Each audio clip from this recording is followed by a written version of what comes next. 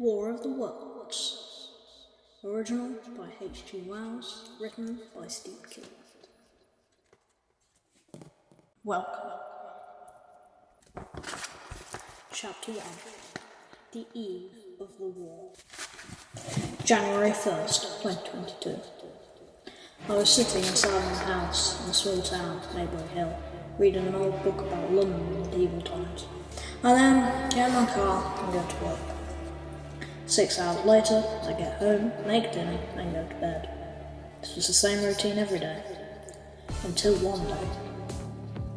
My brother George came running into the house. I got dressed and was downstairs. It was early morning, 4 o'clock. I would never expect to be woken up this early.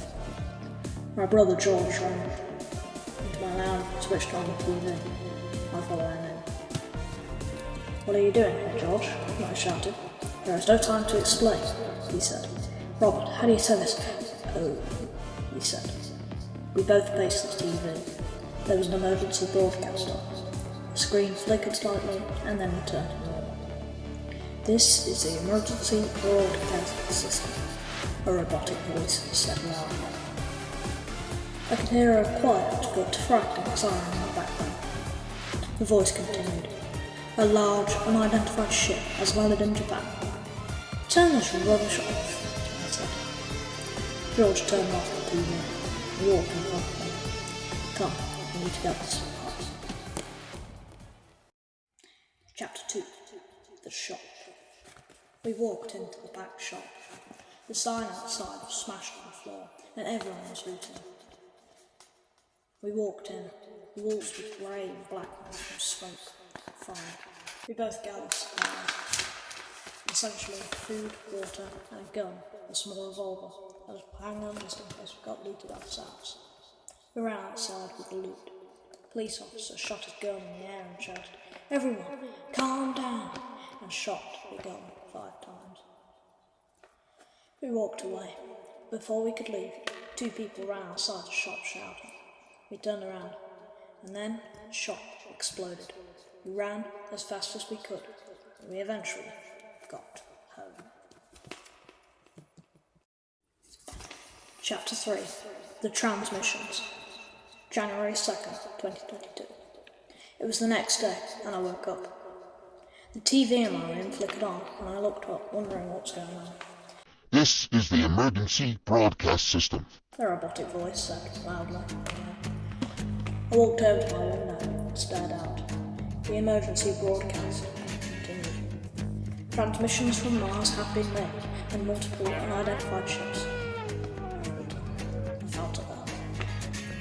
I stared at the screen, my mouth wide open, and then the screen said, "Many people are fearing it's the same things from 200 years ago." I looked back out the window and back at the screen, and it suddenly flickered off.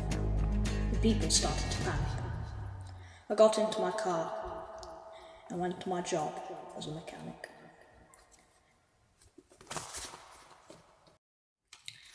Chapter 4. Car Mechanics. I eventually got to my job at Jason's and Sheila's Mechanics. "Morning, Robert," my co-worker John said. "Hi, John," I replied anxiously. "Have you seen the news?" John asked me.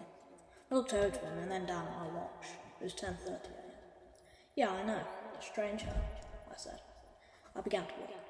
1 hour later, at 11:30 a.m., I went on my break and ate some toast with jam.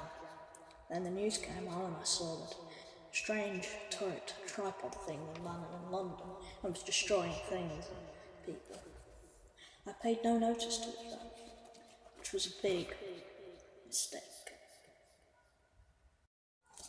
Chapter 5. The First Sighting. I walked back to my house at Maybury Hill in my hangar, and next to me was John, my co-worker. He sighed. "Well, it's not all bad yet," he said. "It was getting late." We were both carrying a cup of coffee from McDonald's. I looked over him and said, "Don't jinx it, John." "Look." In the sky, I could see a green flare from space. Me and John stared into the air, mouths wide open. John dropped his coffee on the floor and it spilled over. "Oh my God," said John. "I'm going home," I said anxiously. When I reached my house, I picked up my car keys. I had to get the hell out of here. But just then, I heard lightning outside. I walked over to my huge glass window and saw the lightning was firing in the same place. Just then, my window in front of me shattered. I fell onto the floor and crawled back. My phone, which was on the floor, shattered, but I still grabbed it and called my brother George, but it was not working. I threw it onto the floor. I walked outside and noticed that every single car had broken down. I did not bother to try my car, because that would just be pointless. I noticed George across the street waving straight at me. I waved back and signalled him over to me. "Hey, Robert," he said. I pointed up into the sky and said, "You know what's going on?" He looked up into the sky and replied, "No, you?" I looked over at him. "No," I said. People started to point as well. I could see another green cloud in space. George was also staring up into the sky. "With me," I said. "All right, but why too?" he replied. I laughed and said, "To find out where that lightning landed." George walked over to me and said, "Oh, all right." Chapter 6. The Huge Fighting Machine.